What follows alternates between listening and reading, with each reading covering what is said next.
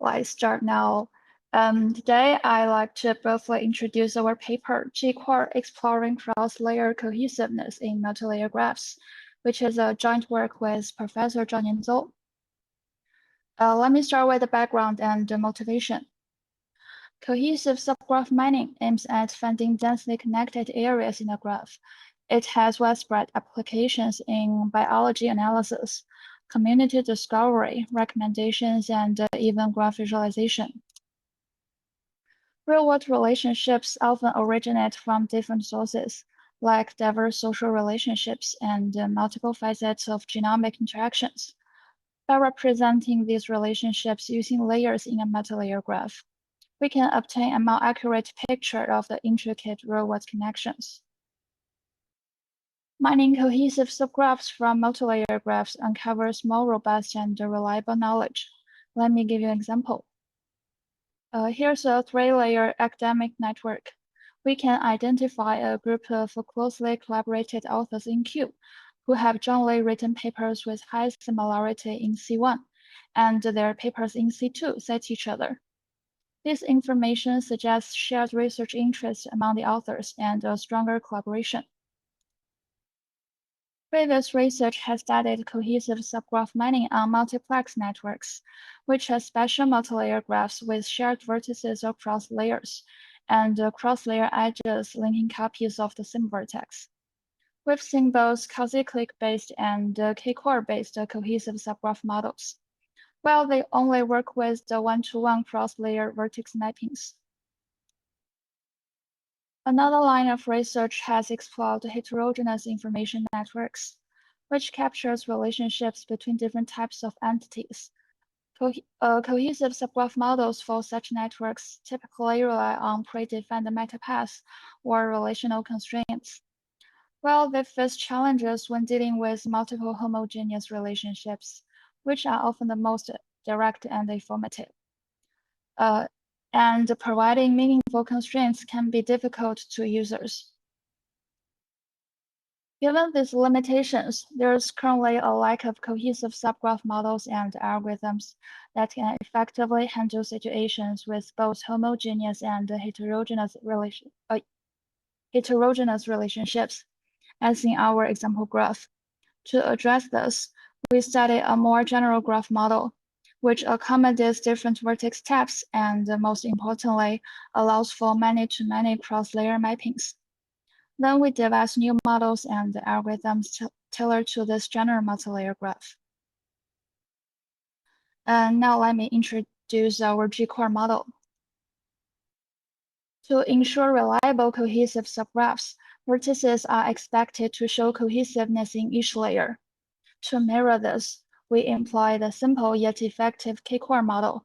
For example, both authors in Q and papers in C form a 2-core, with each vertex having a degree at least 2.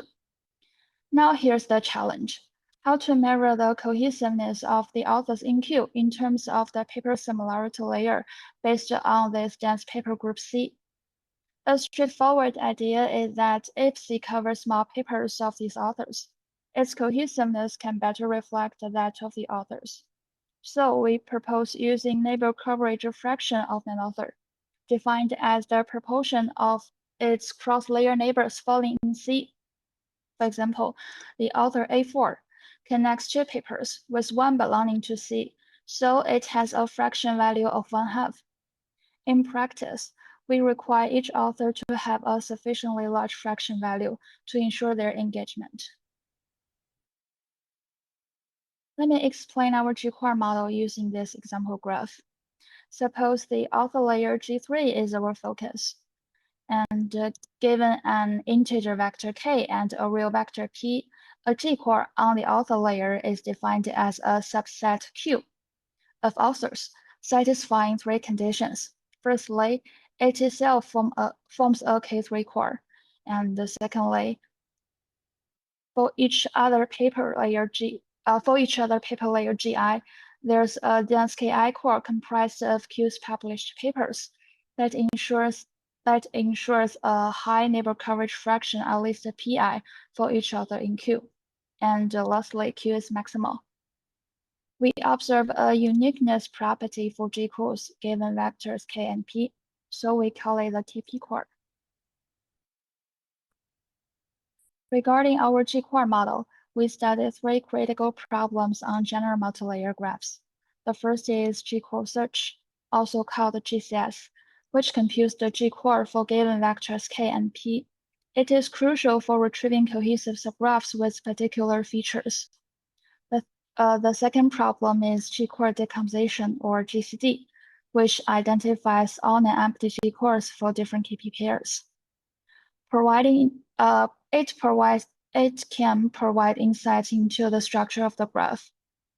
And the third problem is gCore indexing, or GCI, which aims to devise a compact index for all gCores, which also support fast online GCS.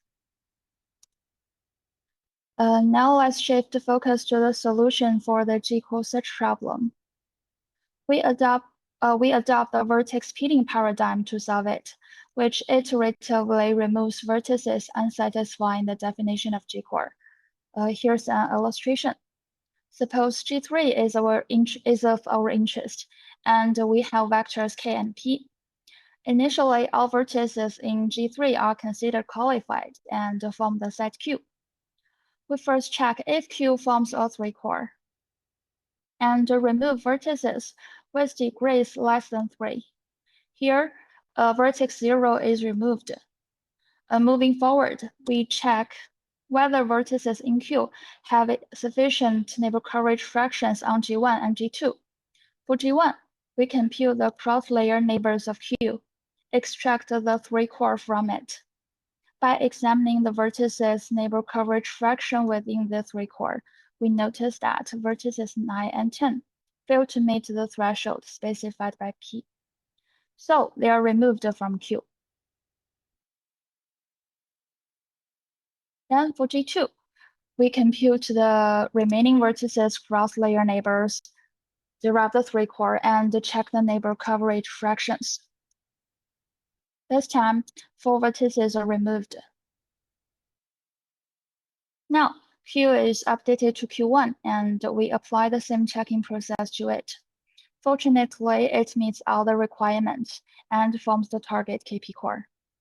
The entire process runs in polynomial time in the size of the graph.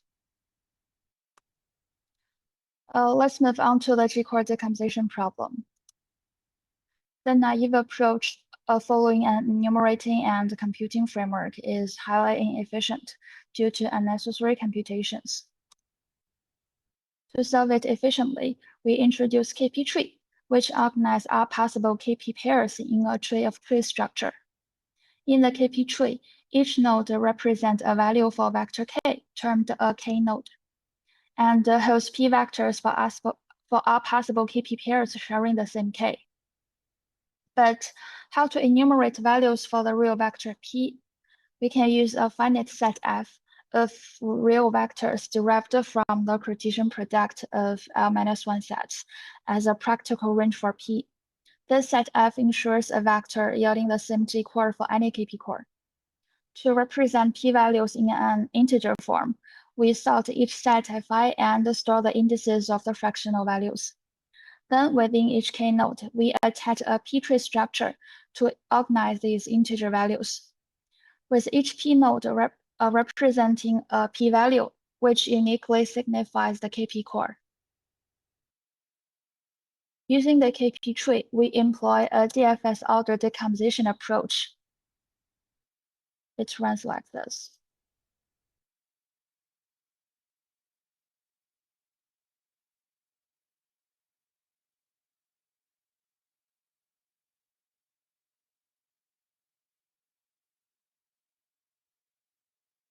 When a p node is visited, our GCS algorithm computes the corresponding KP core. But why is this order efficient? Let me show you two containment relationships among gCores.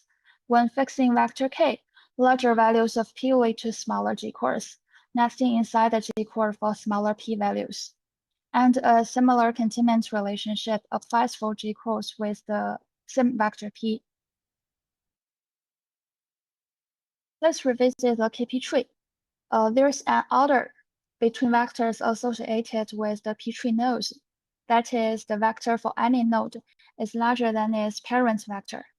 Combining with the containment hierarchy, we can safely compute the child gCores from the parent gCores without examining the entire graph. It can dramatically reduce redundant computations. If the parent core is empty, all its descendant cores are also empty, and the exploration can be terminated early. There are also ordering relationships between vectors for k nodes that can be utilized to enhance efficiency. Well, we won't go into the details here. Let's further explore the gCore indexing problem. The DFS-based GCD approach will conceptually generate a subtree of KP tree, with each P node representing an empty gCore. Materializing the subtree derives a storage and index structure. For quick access, we use a hash table to map each K vector to the address of their P trees. Then augmentations are made to each P tree.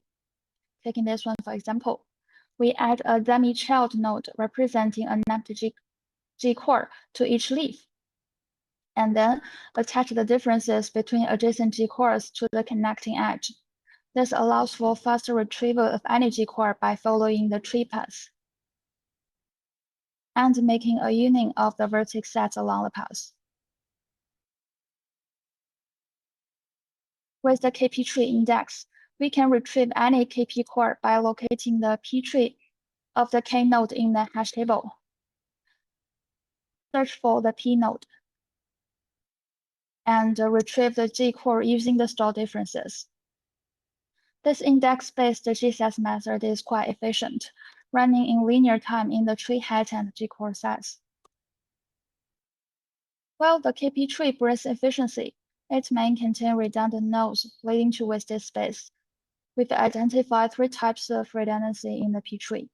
The first type involves nodes representing the same gCore, which also have single child node. It can be reduced by a simple node removal process. The second type occurs when structurally identical regions exist in 2 adjacent subtrees. Regarding this, a similar removal process can be applied to the redundant region. And the third type involves 2 structurally identical subtrees within distinct branches. We deal with this by merging the redundant subtree to its companion. Our compaction schemes will finally result in a succinct deck-shaped structure. And most importantly, the index-based GCS approach can still work on it. I'll next show some key experimental results. To demonstrate the effectiveness of our gCore model, we conduct a case study on a 2-layer graph DBLP. Focusing on the author layer, we extract the connected components of the 10 core and the KP core, partially showing this figure. The table reports the sizes and the shared research interests among the authors for each connected component. Observing the results, the 10 core reviews a sizable group of over 500 authors with broad research interests in data management and database system, while the 7 smaller KP core components highlight more focused author groups, such as group number 4, specializing in database storage management and could serve as excellent candidate for hosting tutorials on this topic. These findings validate the gCore's ability to uncover fine-grained knowledge. Regarding the efficiency of our proposed algorithms, we first compare the 2 gCore search approaches, the peeling-based GCS and the index-based GCS+. We here present the results on 7 general multi-layer graphs. It can be observed that using the KP tree index, GCS Plus outperforms GCS by up to 1 to 4 orders of magnitude. Turning to the efficiency of handling the GCD and GCI problems, we compare tree GCD, which runs the DFS-based gCore decomposition along with the KP tree index construction, and the tree GCDC, which additionally employs p-tree compaction. These two figures present the runtime and the scale of the generated KP tree.